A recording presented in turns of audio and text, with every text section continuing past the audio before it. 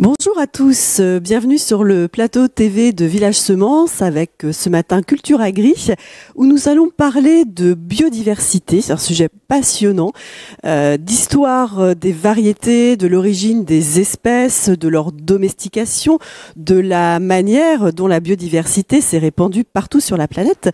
Et pour nous raconter cette grande et belle histoire, nous accueillons un spécialiste en la matière, Jean Becbédé. Alors nous l'accueillons pas à Paris, nous l'accueillons à Toulouse, près de Toulouse, où il réside. Et Jean Becbédé a été pendant plus de 40 ans un sélectionneur de maïs et de tournesol.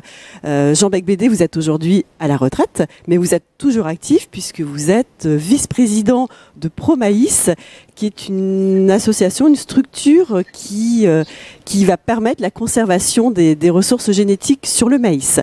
Alors, Jean Becbédé, pour démarrer, racontez-nous un petit peu comment on en est arrivé à nos variétés aujourd'hui, quelle est l'origine des espèces et en gros, qu'est-ce que la domestication?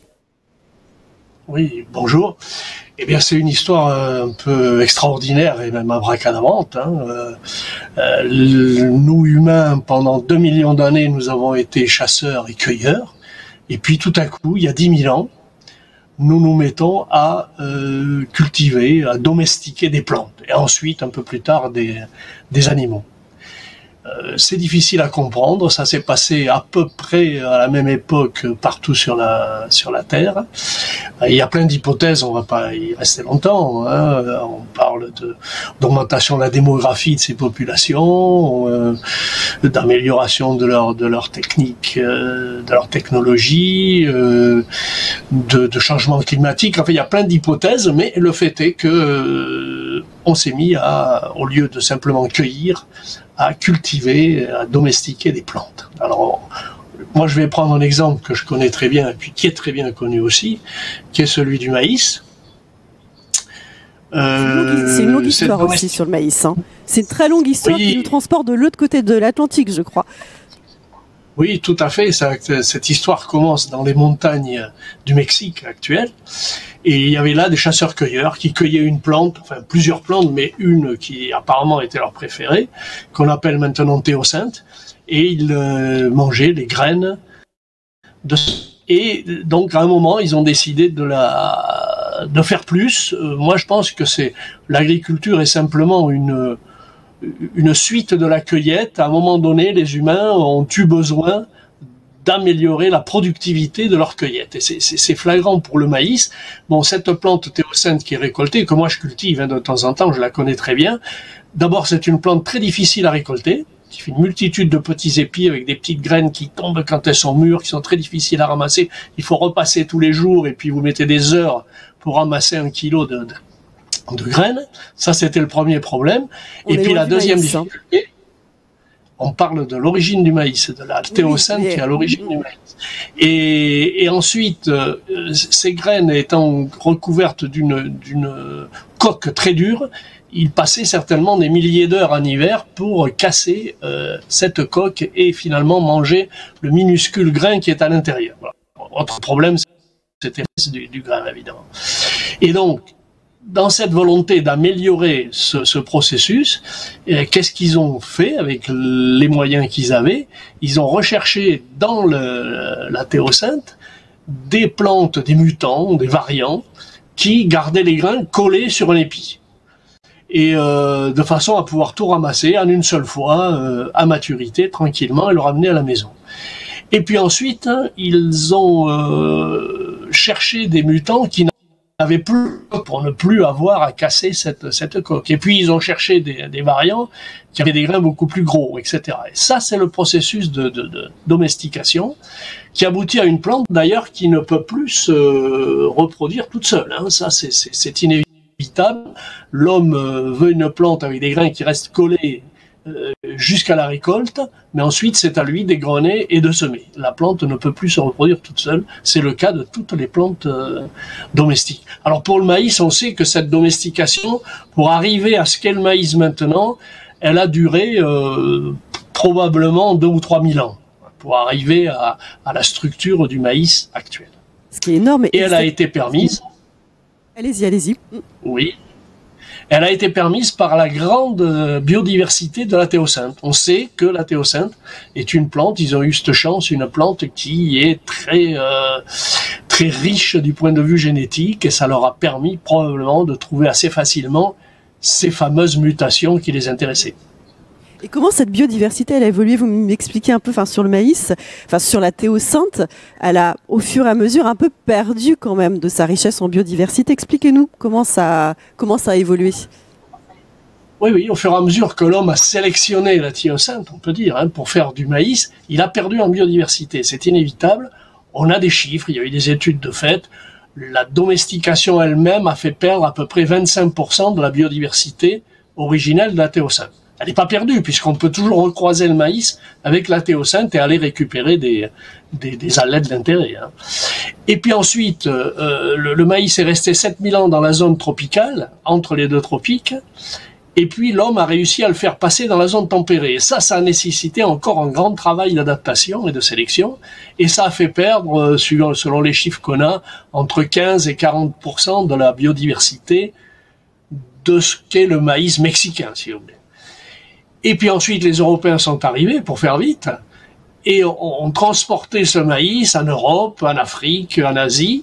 Et là encore, dérive génétique, on n'emporte pas tout. On a encore perdu 20% de la biodiversité de la théocinthe.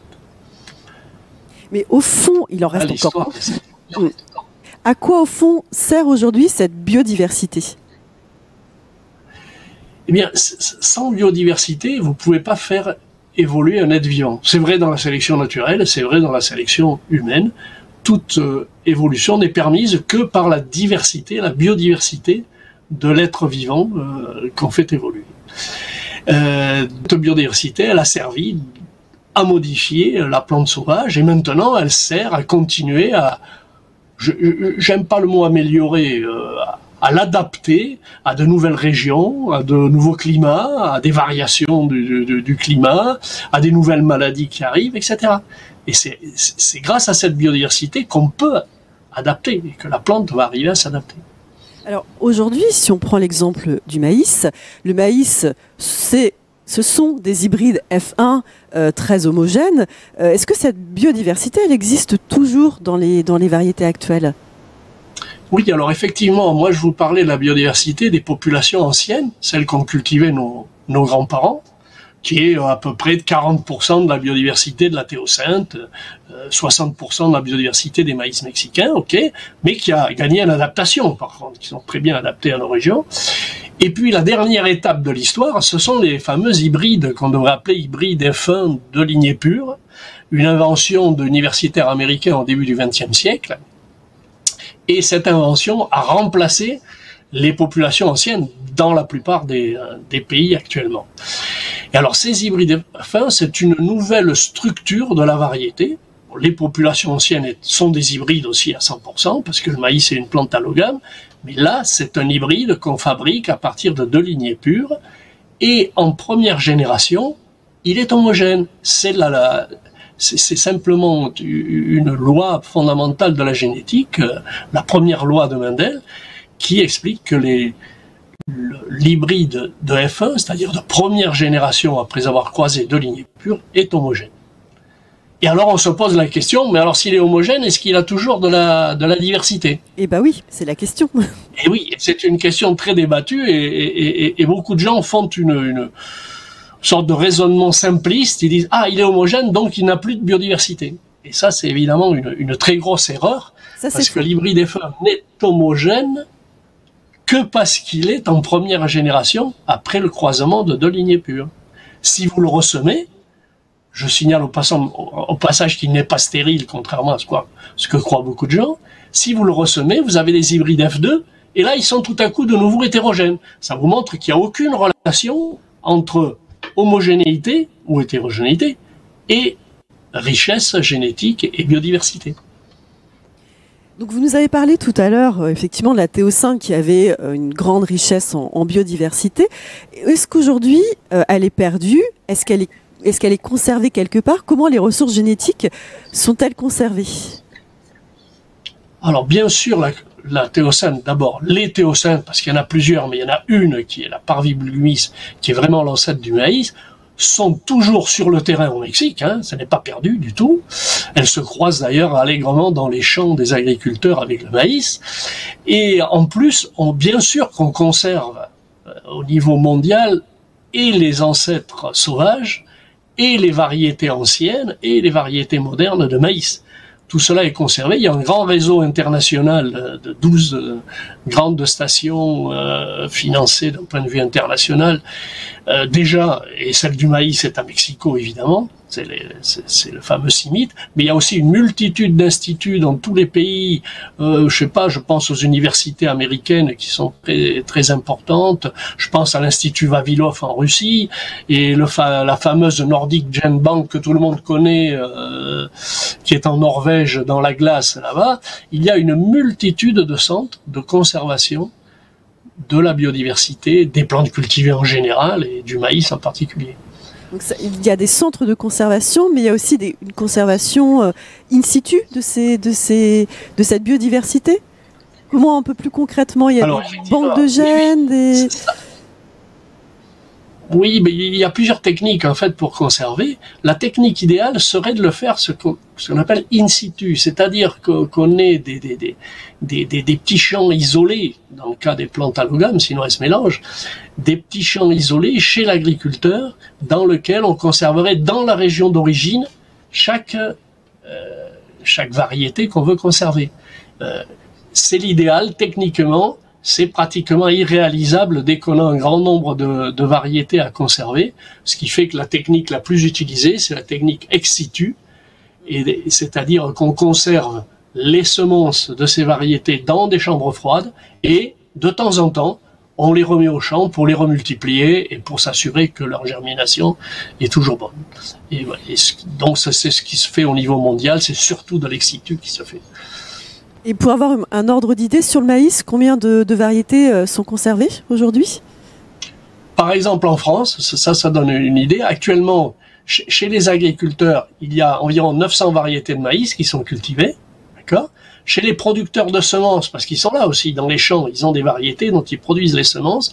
Il y a à peu près 1800 variétés qui sont cultivées. Chez les conservateurs, et en l'occurrence, en France, c'est notre association Pro-Maïs associée à l'INRA qui fait le travail. Nous avons une collection de réseau de 1300 variétés. Et puis chez les sélectionneurs, il y a des millions de variétés qui sont en cours de sélection et de production. Donc aujourd'hui, en fait, on est complètement rassuré avec le réchauffement climatique, s'il y a des épisodes extrêmes au niveau du climat ou un problème sanitaire. On a de quoi faire les variétés, on a assez de ressources génétiques, on a assez de biodiversité pour répondre aux aléas. Rassurez-nous. Oui, on a cette biodiversité, il faut encore savoir utiliser la biodiversité du monde entier pour être sûr. Il ne faut pas se contenter de la biodiversité locale, même si elle est très adaptée, il faut aller voir ailleurs. Les sélectionneurs modernes le font sans problème. En fait, les grands risques de perte de biodiversité ne sont pas dans les pays développés sur les grandes cultures classiques comme le blé ou le maïs. Les risques sont dans les pays agriculture traditionnelle où ce sont les agriculteurs qui détiennent la totalité de la biodiversité. Et si on se trouve dans une période d'exode rural, les agriculteurs n'ont pas de successeurs. Et là, on a une perte considérable de biodiversité. C'est là qu'il faut intervenir pour aller récupérer ces variétés avant qu'elles disparaissent et pour les conserver dans des banques de gènes. Ok, écoutez, merci en tout cas pour toutes ces explications sur la biodiversité et la préservation actuelle de cette biodiversité. On pourra encore en parler. Le sujet est très vaste. On pourra encore en parler pendant très très très longtemps. Mais c'est vrai que ça nous a donné déjà un bon aperçu. Je vous remercie Jean Becbédé. Et puis et merci à tous de nous avoir suivis. À bientôt dans le Village Semences.